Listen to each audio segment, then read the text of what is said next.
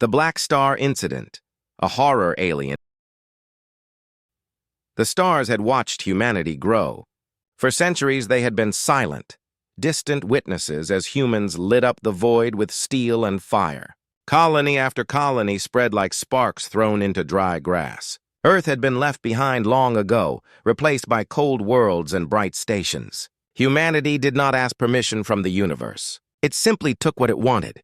But then, one night, something answered back. The first signal arrived at the edge of known space. It came from a star that was not supposed to have any life, any technology, any hope. A black star, dense and hungry, a place no ship dared to travel. Yet the signal was there, pulsing like a heartbeat, repeating the same 3 words in perfect human language. Come home. It shouldn't have been possible. No one had ever sent anything out there. No colony, no station, no probe. But the message carried a structure older than anything in the records. It was human. Or close to it. The Vanguard was chosen for the mission. It was a sleek black research vessel, fast, silent, armed just enough to make anyone who met it think twice. A crew of 12 boarded it with the weight of the unknown pressing on their shoulders. They were explorers, soldiers, and scientists, each one believing this mission could change everything. Captain Nora Vance stood on the bridge as the ship aligned its engines. She had seen a dozen strange worlds, but the pulse of the black star on the monitors felt different. Dr. Malik, the linguist, leaned over his console, eyes wide. This is structured. This isn't random noise. It's human syntax. Someone, somewhere is speaking to us. Nora didn't smile. She'd seen too many wonders turn into nightmares, or something that wants us to think it's human. The Vanguard vanished into the darkness of space, engines roaring like a whisper in the endless night. Days turned into weeks. The signal grew louder the closer they came, like a drum echoing through the bones of the universe. When they arrived, the star filled the view like a wound in the sky, black. Light bent around it. It looked alive. And orbiting it was a station, massive, rotating slowly, cold, no registry, no beacon, no origin. This place isn't on any map, whispered engineer Lena Joe. It shouldn't exist. The station was old, but not abandoned. The docking ports were operational, as if it had been waiting. The Vanguard locked in with a hiss. The crew stepped inside. The air was stale but breathable. The walls were smooth, dark, and slightly warm, like living skin. A low pulse vibrated through the floor. Someone had built this place, but no one could tell if it was metal or meat. Dr. Malik approached a flickering terminal. The screen came to life before he touched it. A face appeared. Not human, but close. Eyes too black, mouth too wide. You returned, it whispered. Malik stepped back. Who are you? The thing tilted its head. Who are you? The lights dimmed. The pulse grew louder. The walls seemed to breathe. Then came the smell, iron and meat. They split up to explore as protocol demanded. 2 engineers went to the station's power core. 3 scientists to the communication bay. The rest searched the corridors. It didn't take long before they lost contact with the first team. Static, then a short scream, then silence. Nora sent a security unit after them. They found only empty suits. No blood, no bodies. The suits were folded neatly on the floor. Black slime oozed from the seams. Panic flickered in the eyes of the crew. This isn't right, whispered Lena. Nora barked orders. Back to the ship now. But the airlocks didn't respond. The station had locked them in. They were not guests. They were prey. The missing crew was found in the lower decks, hanging from the ceiling on thick black tendrils like marionettes. Their eyes were open, but no one was home. Their chests rose and fell in rhythm with the station's pulse. This isn't a building, Lena whispered.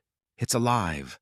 We're inside something. Dr. Malik translated the carvings etched into the walls. It was old human script, older than Earth's first colonies.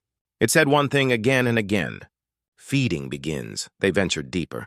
The pulse led them to the heart of the station, a massive chamber, dark and warm.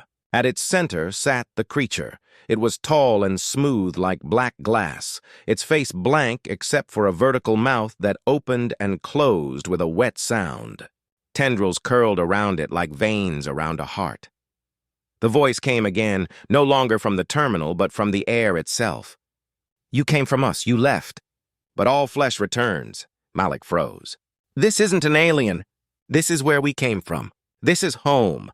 Nora gritted her teeth. "No, this is a trap." The creature moved without sound.